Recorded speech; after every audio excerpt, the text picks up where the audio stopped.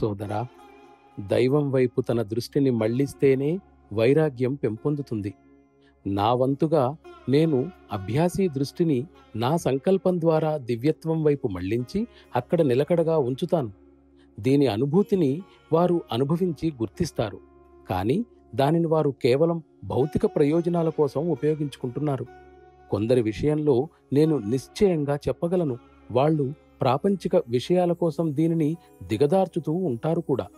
సాధన ప్రారంభించినా ఎప్పుడూ ఆలోచనలు విపరీతంగా వస్తున్నాయని చాలామంది అభ్యాసులు ఫిర్యాదు చేస్తూనే ఉంటారు. నిజానికి దీనికి బాధ్యులెవరు? నేనా, స్వయంగా అభ్యాసీనా? అభ్యాసీకి ఆందోళన ఎక్కువవుతుందేమోనని కలవరపెట్టే విషయాలను అభ్యాసీ మనసులో నుండి నేనే తొలగిస్తూ ఉంటాను. దీనికి నేను హామీ ఇవ్వగలను.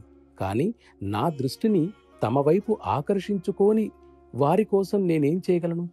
నిజానికి నా దగ్గర నాది అంటూ ఏదీ లేదు. నాలో కూడబెట్టిందంతా మీ అందరి కోసమే. దీనిని నా జీవితకాలంలోనే ఎవరికైనా అప్పగించి వేసి నేను ఈ ప్రపంచం విడిచి వెళ్ళేటప్పుడు నా దగ్గర ఏమీ ఉంచుకోకుండా ఈ బరువు తగ్గించుకోవాలని నా కోరిక. అత్యున్నత స్థితిని చేరుకునేందుకు అవసరమైన మానసిక స్థితిని తమలో సృష్టించుకోవాలని కొంతమంది చాలా తీవ్రంగా ప్రయత్నిస్తున్నప్పటికీ అక్షరాల నిజమైన సాధకులు దొరకడం చాలా అరుదే.